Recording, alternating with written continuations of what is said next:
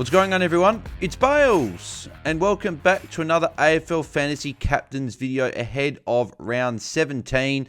Captains last week, not amazing. Two of our top three were sub 85, which wasn't great. Obviously, our number one was Errol Gulden with only 82.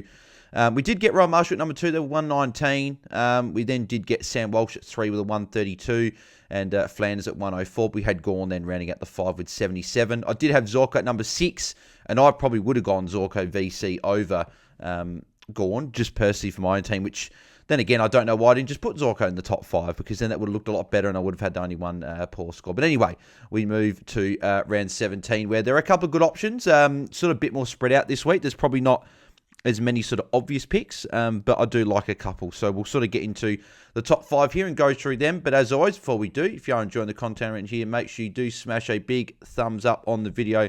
That'd be very much appreciated. 100 likes is always the goal on the captain's video. So if we get 100 again, that'd be fantastic. And make sure you do subscribe to the channel if you haven't already. We're sort of creeping our way towards 2,600 subscribers. So that's obviously the next goal. And then the big goal is still 3K. So whether we can hit that this season or not, I'm not sure. But if we can get to 2,600, that'd be pretty nice. So if you guys can subscribe and help us get to that goal, that'd be very much appreciated. So let's get straight into the captains this week. So my number one option, I'm going back to the well again. I'm putting Errol Gulden at number 1. And the reason I'm doing this is because of the matchup. And not obviously captains, we do it because matchups anyway. But Errol Gulden has got Saints at Marvel.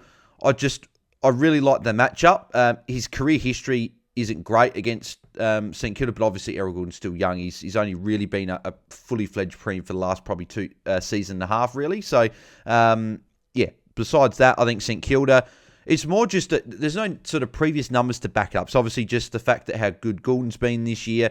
I think last week you got the 82, but I think we can write that off for a lot of those premiums in that game. Blakey was the only guy that went over 100. A lot of them struggled. Like Heaney went 79, Gulden 82, Serong went mid-90s, Ryan went near a ton, Clark went near a 90, Brayshaw went an 80. So there's a lot of like premiums that went pretty poorly, like even Grundy in 83 as well. So I just think I just think that game was just don't worry about it. I think it's just a very hotly contested game.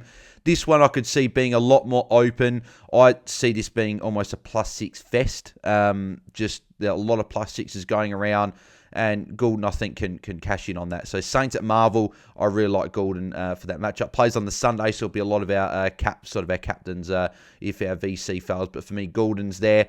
Yeah, as I said, I think he could go quite well. He's played one game at Marvel this year for a 119 against the Dogs. He was on over 100 at 3/4 time. That he did slow down that last quarter, but yeah, he was on track for a pretty good score. So, and 119 is still a pretty good score anyway. So you're definitely taking that as a captain. Number 2, I'm going to be going with Zack Merritt. So going down a bit of the list there. So quite a bit surprising he's not actually as high on the list, to be honest. But I guess people are probably a little bit frustrated with Merritt in a way, just because, as a captain option anyway, just because he hasn't put up any ceiling scores lately. So his last score over 120 was back in round 7. Funny enough, I'll tell you who that was against in a sec. So that's now, what's that, 2, 4, 6, 8 games, all below, 115 or below. And he's obviously got the 89 last week and a few lower scores. But his last score over 120 in round 7 was against Collingwood with 123 on Anzac Day. So he's got a good history, a recent history against Collingwood as well. So played them last year once. Didn't play in the Anzac Day game, but played in the game later on in the year. Scored a 146 with 36 disposals and 11 marks there. In 2022, he scored a 121 with 38 touches. Only 4 marks and 2 tackles, interesting enough there. And then the other game on Anzac Day in 2022, he scored a 115 and top scored for the game with 36 disposals. So good recent history against Collingwood. Collingwood a good matchup for midfielders. Look what Noah Anderson did last week as well. And I do feel Merritt is due. He's due a big score, and I think could be this week here. VC, perfect on Friday night. There's a few good options in this game, so a few people might not go Merritt, but I'm a big fan of Merritt this week, and I think he's going to go big. So for me, I don't want to miss out on his score. So yeah, for me, he's number 2. Number 3, I'm going to go for Max Gawn.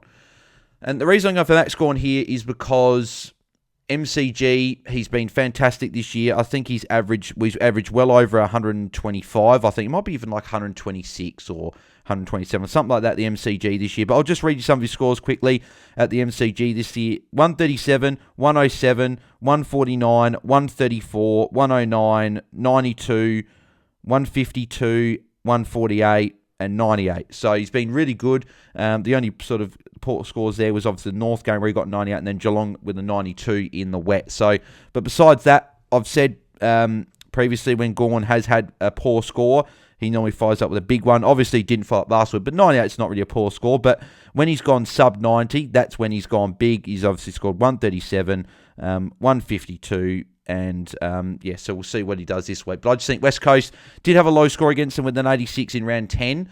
I just think MCG, it's a little bit different when it's over in Melbourne. I don't think it's going to be as easy to shut Gawn down this week at the MCG. Melbourne obviously coming off a loss. They probably should have won in the end. So I just think Gawn going to stand up as he always does. A few people have been worried about him and sort of how he's been going last few weeks. I don't see as much for concern. He just doesn't play well at the Gabba for mine. And Brisbane are a tough matchup for Rucks as well. So, but for me, I think Gawn is going to respond as the number one scoring player in fantasy still. So for me, give me Gawn at number 3. Number 4, I'm going to go with the matchup here and go Caleb Serong. He's been poor last 3 weeks. 3 scores under 100. Obviously, the score last was a 95. Was pretty decent. Obviously, with that tough matchup. Jordan didn't go to him more in the second half and sort of left Jordan Clark there. So that's why his score slowed down the second half there. But I just think he's got a 141 against Richmond earlier in the year. Richmond are giving up massive scores to players. Obviously, just sort of headlined by last week when you had a Nick Newman 143 and a Walsh 132. But then not only that, you also had a Patrick Cripps who scored 129. Kennedy got 100. Akers 99. Sard 96. So there's a lot of decent scores there. I think Serong's going to get amongst that this week and put up a decent score because he hasn't done one for a while. I think the last time he put up a score over 107, was back against Richmond in round 8 because from round 3 onwards, he's only had one score above 107, which was against Richmond, and they've been a lot of sort of just average scores, 82, 92, 107, 107, 107, fair enough, 3 in a row, obviously with the Richmond game in between those, 103, 101, 106, 80, 95, 96, so... Yeah, he has had a tough 3 games, though. Bulldogs, Gold Coast, Sydney is certainly not an easy sort of run. So I expect Serong to get amongst it this week. He's going to feel a bit freer back at home against Richmond. Good matchup. I think Serong will capitalise and put up a good score. So he is at number 4 for me. And number 5, I've got Sam Flanders rounding it out there against North. I believe that's at Marvel as well. Yeah, at Marvel. So that's the early game on the Saturday. So moved into the midfield last week, scored a 104. Looked pretty good as well. I do think Phillips will go to Anderson, meaning Flanders will be able to pick up the slack in the midfield there. We did see last year when Flanders played North, that was obviously when he had his biggest game there. So I'm just going to get his stats up for that exact game here on my phone.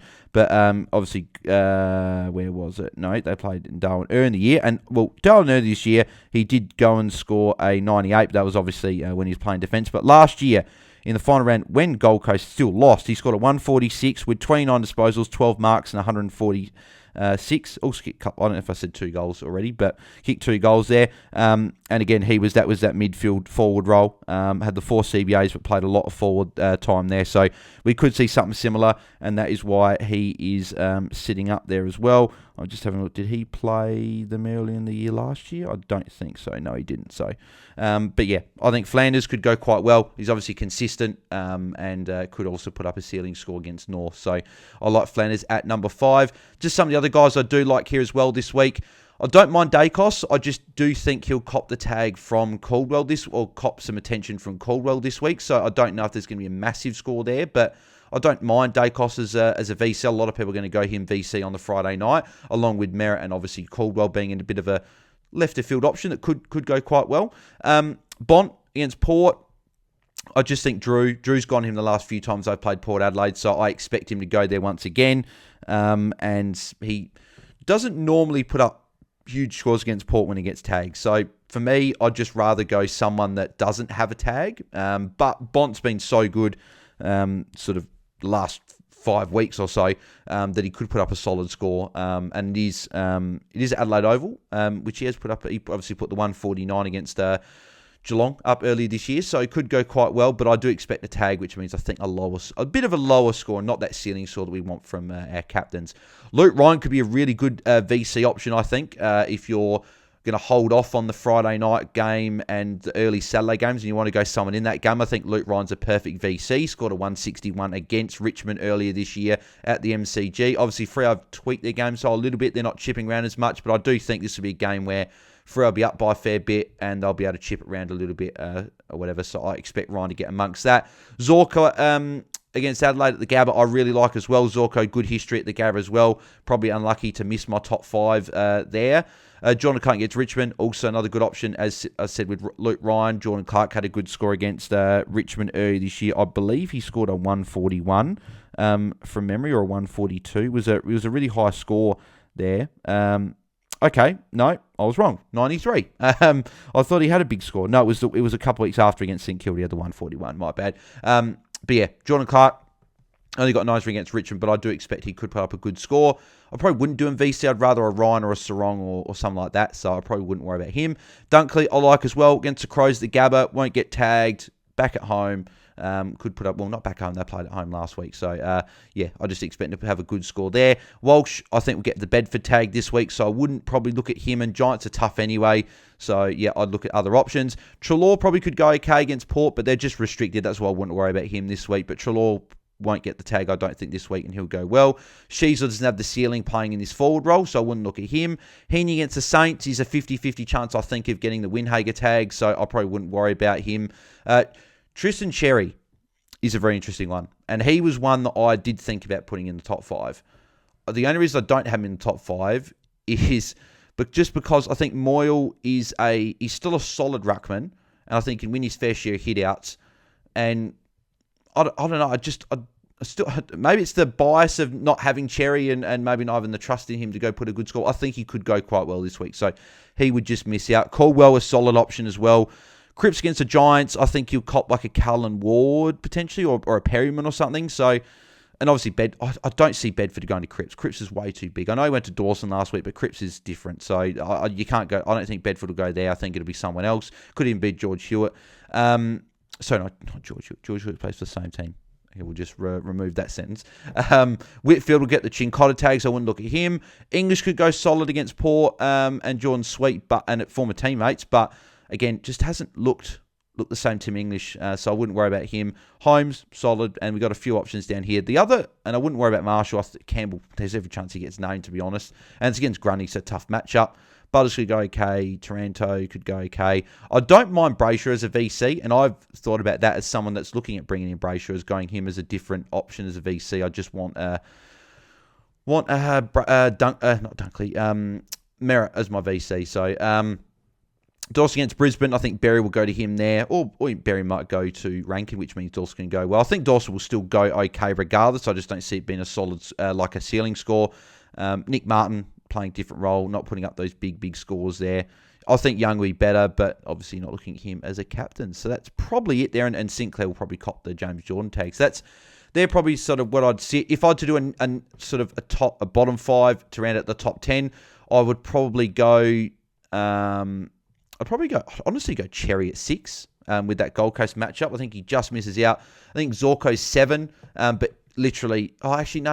Actually, no. I'm probably trying to compensate. I'll go Zorko 6, Cherry 7. That's where I'll put Cherry. Dunkley 8. I'll go Dacos at 9, and I'll go Luke Ryan at number 10. So that's they're my top 10. So yeah, so Zorko 6, Cherry 7, Dacos 8. Sorry, Dunkley 8, Dacos 9, and Luke Ryan 10. So that's what I'll be doing for my bottom 5, with Cherry and Zorko probably the guys that are unlucky not to be in the top 5 that I think could put up some good scores. But in terms of what I'm looking at doing this week, I'm looking at going Zack Merritt VC on the Friday night into Errol Gulden. As I said, I did think about bringing in Brayshaw and putting the VC on him straight up because he's got the ceiling and could put up a good score. I just think Merritt could go big on Friday night, so I'm probably still going to stick with that that way and follow my rankings here and go Merritt into Gulden. So, but yeah, let me know in the comments below, guys, what you guys are doing with your VC and captain this week. And if you've got any captain or vice captain questions, put them in the comments and I'll answer those for you there. And if you'd like to ask me a question on Q, then head over to askmeonq, spelt QU.com/AFL Fantasy Fanatics.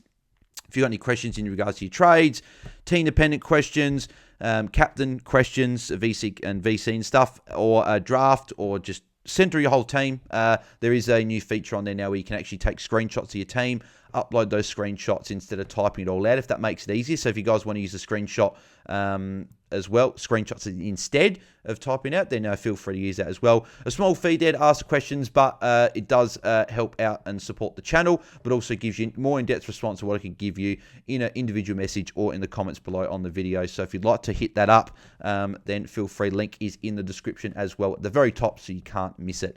But yeah, make sure you smash like on the video. 100 likes is the goal. Subscribe to the channel so we can hit 2,600 subscribers. And yeah, we'll be back tomorrow for our pre-lockout chat, the normal time of 6 p.m. Eastern, 4 p.m. Perth time. And obviously, Friday, tomorrow we'll also be doing a watch-along after that. Shortly after that, we're doing a watch-along for the Collingwood-Neston game. And then we're doing a watch-along the following night for either Carlton and Giants or Freo Richmond. I'm not sure what I'll be doing yet, but whatever people want to see, we'd be happy to do whatever game. So, but yeah, that is it for the captain video. Good luck with your captain picks this week. Hopefully they go well and hopefully VCs get it done for you early.